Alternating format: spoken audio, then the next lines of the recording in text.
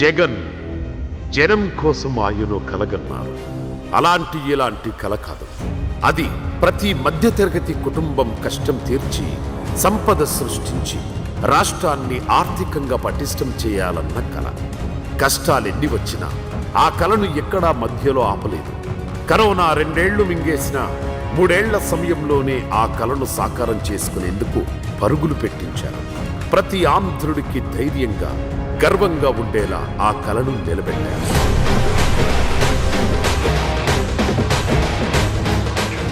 సముద్రం అంటే కంటికి కనిపించేంత దూరంలో నీళ్లే కాదు, అపార సంపదను దాచుకున్న జలనిధి. భవిష్యత్తును, భరోసాను మోసే పెన్నిధిలా చూశారు. ఆ ఆలోచనలోంచే 4 పోర్టులు, 10 ఫిషింగ్ హార్బర్ల నిర్మాణానికి నడుం బిగించేలా చేసింది. జగన్మోహన్ రెడ్డితో శంకుస్థాపన చేశారు. శంకుస్థాపన చేసిన తర్వాత వర్క్ బాగా స్పీడ్గా అయింది. మా ఊళ్ళో ఒక 100 మంది కుటుంబాలు దాంట్లోనే ఉద్యోగం చేస్తున్నారు. 2023 జగన్మోహన్ రెడ్డి గారు శంకుస్థాపన చేసిన తర్వాత ఈ పోర్టు ఎక్కడ ఆగలేదు. పేరున్న నాని గారు, జగన్మోహన్ రెడ్డి గారు వీళ్ళు చేసిన అభివృద్ధి పుణ్యం వల్ల మా ఉండ జనాలందరికీ ఉపాధి కలిగింది. అప్పుడే చదువు పూర్తి చేసుకున్న యువతకు ఈ పోర్టులు, హార్బర్లు ఉద్యోగం చూపిస్తే మత్స్యకారుల బతుకులకు బంగారు భవిష్యత్తుకు దారి వేశాయి. ఆర్థిక వెలుగులు నింపి జీవన ప్రమాణాలు పెంచాయి. మరి ఇంతకుముందు ఉద్యోగాల నిమిత్తం వేరే రాష్ట్రాల్లో చేయాల్సిన పరిస్థితి ఉండేది.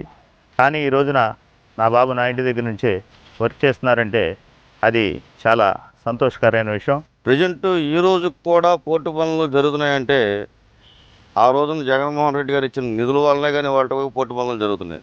ఇక్కడ పోర్టు సాగటం వల్ల చాలామందికి ఉపాధి కలుగుతుంది.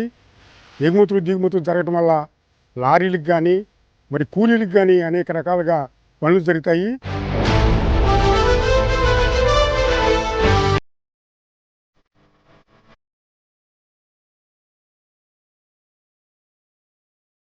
పోర్టులు ఇవి కేవలం సరుకు రవాణా కేంద్రాలు మాత్రమే కాదు, ఆర్థిక అభివృద్ధి, వాణిజ్యం, అంతర్జాతీయ పునాది. ప్రగతికి వెన్నుముకలా నిలిచే పోర్టు ఆ ప్రాంత భవిష్యత్తునే మార్చేస్తుంది.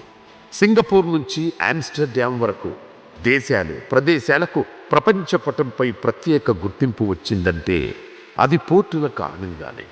దేశమంతా చెప్పుకునే, మాట్లాడుకునే గుజరాత్ మోడల్లోనూ పోర్టులే కీలక పాత్ర పోషించాయి. ఆ పోర్టులే గుజరాత్ను బలంగా, ప్రత్యేకంగా నిలిపాయి. గుజరాత్ తర్వాత ఆంధ్రప్రదేశ్లోనే అతి పొడవైన తీర ప్రాంతం ఉంది.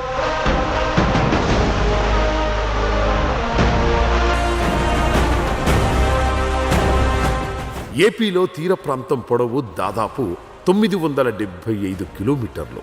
అన్ని ప్రభుత్వాలు సముద్రంలో నీటిని మాత్రమే చూస్తే జగన్ ప్రభుత్వం ఆ జలంలో నిధిని చూసింది. రాష్ట్ర భవిష్యత్తుకు ఉపయోగించాలని నిర్ణయించుకుంది. అలాంటి ఆలోచన, సంకల్పంలోంచి పుట్టిందే 4 పోర్టుల నిర్మాణం.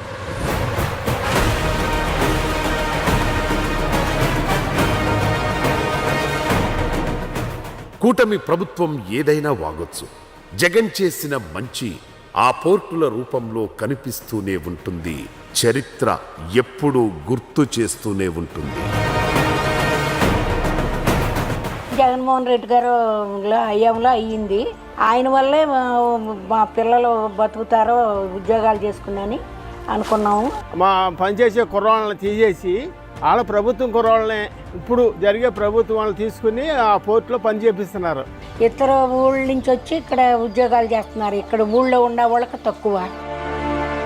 జగన్ ప్రభుత్వానికి ముందు, జగన్ ప్రభుత్వానికి తర్వాత పోర్టుల అభివృద్ధి చర్చకు వస్తే వినిపించే మాటలివే.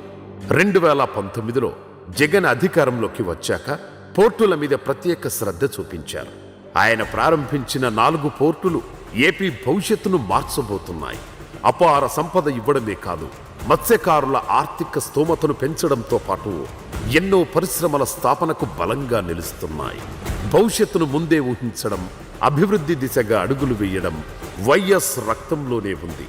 విశాఖ తర్వాత ఒకప్పుడు ఏపీలో ప్రముఖంగా వినిపించిన పోర్టులు గన్నవరం, కృష్ణపట్నం. ఈ 2 పోర్టులను మహానేత వైఎస్ రాజశేఖర్ రెడ్డి పూర్తి చేశారు. దీంతో ఆ చుట్టుపక్కల ప్రాంతాలు పారిశ్రామికంగా భారీ అభివృద్ధి సాధించాయి. తండ్రి 2 పోర్టులు ప్రారంభిస్తే జగన్ తాను అధికారంలోకి వచ్చాక 4 పోర్టులకు శ్రీకారం చుట్టారు. జగన్మోహన్ రెడ్డి గారి హయాంలోనే ఈ జరిగింది ఇదంతా. జగన్మోహన్ రెడ్డి గారు లేకపోతే పోర్ట్ లేదు మచిలీపట్నానికి. మా హయాంలో మేము చేసింది ఎక్కువ, చెప్పుకునేది తక్కువ. మా చేతకాల, మా వాళ్ళకు కూడా తప్పు ఉంది. చేసింది ఎక్కువ, చెప్పుకునేది తక్కువ. దేశాన్ని ఆర్థికంగా పటిష్టం చేయడంలో సముద్ర ప్రాంతం ఎంత కీలకమనేది చైనా, సింగపూర్ లాంటి దేశాలు ఎప్పుడూ గుర్తించాయి. ఆ దేశాల ఆర్థిక వ్యవస్థలను పరుగులు పెట్టించడంలో పోర్టులు కీలక పాత్ర పోషిస్తున్నాయి. దేశంలోనే 2వ అతిపెద్ద పొడవైన తీర ప్రాంతం ఉన్న ఏపీలో పోర్టులను అభివృద్ధి చేయడం ద్వారా కొత్త మహానగరాలను క్రియేట్ చేసుకునే అవకాశం ఉన్నా 14 ఏళ్లు సీఎంగా చేసిన చంద్రబాబు దాన్ని ఏనాడూ పట్టించుకోలేదు. అప్పుడు గవర్నమెంట్ వారు అరబిందో కంపెనీకి ఈ పోర్టు నిర్మించడానికి అవకాశం కల్పించారు. వారున్న టైంలో ఎంతో గొప్పగా పనులు సాగినాయి.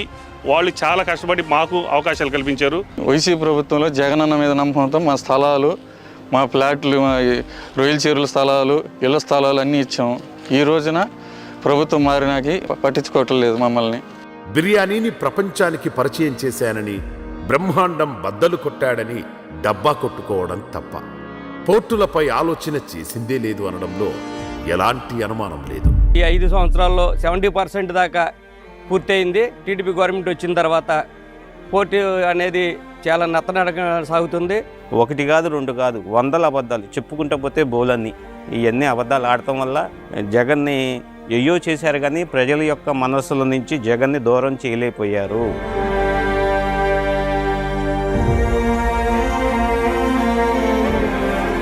రామాయపట్నం, మచిలీపట్నం, మూలపేట, కాకినాడ గేట్వే పోర్ట్, 4 పోర్టుల నిర్మాణాలను స్పీడప్ చేసింది జగన్ ప్రభుత్వం. ఒకే టైంలో 4 పోర్టుల నిర్మాణం స్టార్ట్ చేయడం అంటే అది ఆల్ టైమ్ రికార్డు మాత్రమే కాదు, రాష్ట్ర చరిత్రలో ఆర్థిక ప్రగతిలో ఓ అద్భుతం. గొప్ప ఆదాయ వనరులను, ఉద్యోగ వనరులను స్వయం ప్రతిపత్తిగా యువకులు బతికేదానికి గొప్ప మార్గాన్ని, తలుపుని తెరిచినటువంటి జగన్మోహన్ రెడ్డి గారికి మా ప్రాంతం ఎప్పటికీ కూడా రుణపడి ఉంటుంది.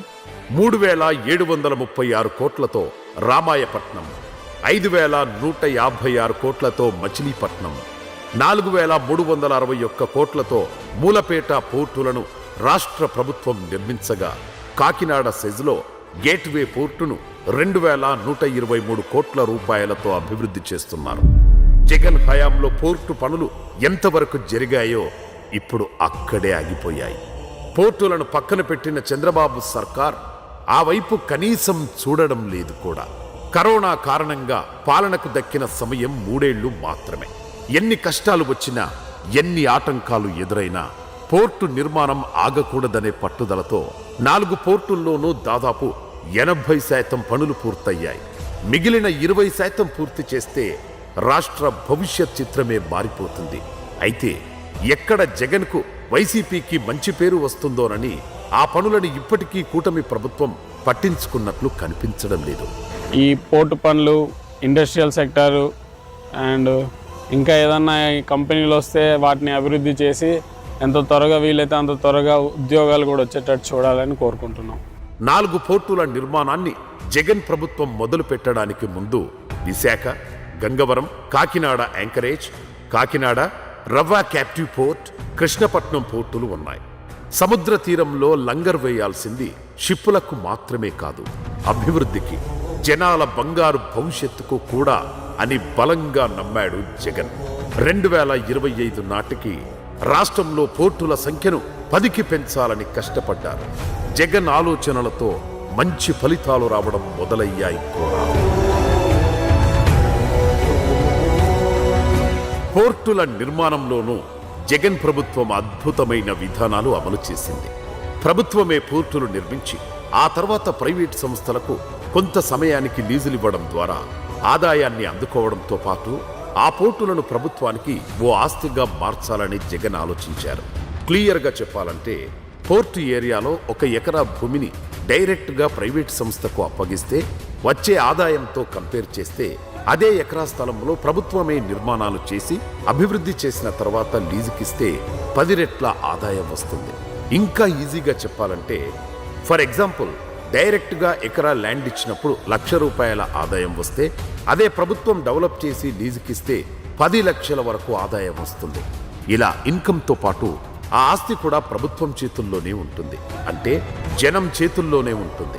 జగన్ చేసిన ఆలోచన అర్థం కాని అర్థం చేసుకోలేని పార్టీలు గంగవరం పోర్టు విషయంలో అడ్డగోలు వాగుడు వాగిన ఘటనలు ఎన్నో. చంద్రబాబు వల్ల ఏం అవ్వాలా, అంతా నేనే తెచ్చాను, ఇదంతా నా వల్లనే జరిగింది. ఈ బీచ్ కాడికి వచ్చిన వాళ్ళు ఎవరైనా ఏదైనా జరిగిన వాళ్ళు ఉంటే గవ్వ వచ్చి అన్నీ వేసుకుని భుజాన్ని వేసుకుని అంతా నేనే చేస్తున్నాను, నేనే జరుపుతున్నాను అంటాడు. ఆయన వల్ల ఏమి జరగల. ఇక 2030 నాటికి దేశవ్యాప్తంగా ఎగుమతుల్లో 10% వాటాను చేజిక్కించుకోవడమే కాదు, టాప్ 3 రాష్ట్రాల్లో ఒకటిగా ఏపీని నిలపాలన్న లక్ష్యంతో జగన్ సర్కార్ అడుగులు వేసింది. పోర్టులను ఆధారం చేసుకొని చుట్టుపక్కల పరిశ్రమల ఏర్పాటును వేగవంతం చేయాలని జగన్ ప్రభుత్వం ప్రణాళికలు రచించింది. రామాయపట్నం, మచిలీపట్నం, మూలపేట పోర్టుల దగ్గర భారీ పారిశ్రామిక పార్కుల నిర్మాణానికి సంబంధించి అప్పట్లో 3 IAS అధికారులతో కమిటీ వేశారు కూడా. అది మంచి ఫలితాలిచ్చింది. ఒక్క రామాయపట్నం పోర్టు సమీపంలోనే ఇండోసోల్ కంపెనీ 75,000 కోట్ల ప్రాజెక్టు నిర్మాణానికి ముందుకు వచ్చింది. 90,000 కోట్ల పెట్టుబడి పెట్టేందుకు BPCL రెడీ అయింది. ఇక రామాయపట్నం పోర్టుకు సమీపంలోని చీమకుర్తిలో గ్రానైట్ పరిశ్రమలు కూడా వెలుస్తున్నాయి. ఈ కంపెనీలతో లక్షల మంది స్థానిక యువతకు ఉపాధి అవకాశాలు దక్కడంతో పాటు రాష్ట్రానికి భారీగా ఆదాయం లభిస్తుంది. ఇదంతా ముందు చూపు చేసిన ఈ పోర్ట్ అనుసంధానం చేసిన డెవలప్మెంట్ల కారణంగా ఈ ప్రాజెక్టులను వచ్చినాయి. కానీ మేము భూములు ఇచ్చి అన్ని విధాలుగా నష్టపోయాము. ప్రభుత్వం మారిన తర్వాత ప్రభుత్వం 70 మందిని తీసేసింది. కానీ ప్రతి ఒక్క పిల్లలకి 70 మందికి సోలార్ కంపెనీ జాబులు ఇచ్చి తర్వాత వాళ్ళు మీరు మానేయమని చెప్పారు. జగన్ ఏ మంచి చేసినా ఏదో ఒక యాగి చేయడం టీడీపీకి, కూటమి పార్టీలకు అలవాటే. ఒకటి మాత్రం క్లియర్, మిగతా రంగాల్లో ఉపాధి అయినా, ఉద్యోగాలైనా, ఆదాయమైనా కొన్ని వర్గాలకి. పోర్టులు అలా కాదు. ఆదాయపరంగా సమాజంలో ప్రతి వర్గానికి మేలు చేస్తుంది, ప్రతి ఒక్కరికి లాభమే. ఈ ఆలోచనే బృహత్తర కార్యక్రమాన్ని భుజానికెత్తుకునేలా జగన్ను ముందుకు నడిపించింది. 4 పోర్టుల నిర్మాణానికి నడుం బిగించేలా చేసింది. పనికిరాని ప్రత్యర్థి పార్టీలు జగన్ చేసిన మంచిని తక్కువ చేసి చూపిస్తుండొచ్చు. అయితే ఆయన ప్రతి పని జనం గుండెల్లో ఉంటుంది, చరిత్ర గుర్తుంచుకుంటుంది. చివరగా ఒక్క మాట, రాష్ట్రంలో పోర్టులంటేనే గుర్తుకొచ్చేది వైఎస్ కుటుంబం. అప్పుడు పెద్ద ఆయన 2 పోర్టులను అందుబాటులోకి, తండ్రికి తగ్గ తనయుడుగా జగన్ 4 పోర్టుల నిర్మాణ బాధ్యత భుజానికెత్తుకున్నారు. నాంది రాజశేఖర రెడ్డి పలికితే దాన్ని పూర్తి చేయటం, కళ సాకారం చేయటం, కళ్ళ ముందు దాన్ని వాస్తవ రూపంలో తీసుకురావటం జగన్మోహన్ రెడ్డి గారు చేసినటువంటి గొప్ప మనిషి. ఇది చాలదా విజన్ ఉన్న నాయకులంటే ఆ తండ్రి కొడుకులే అని చెప్పడానికి?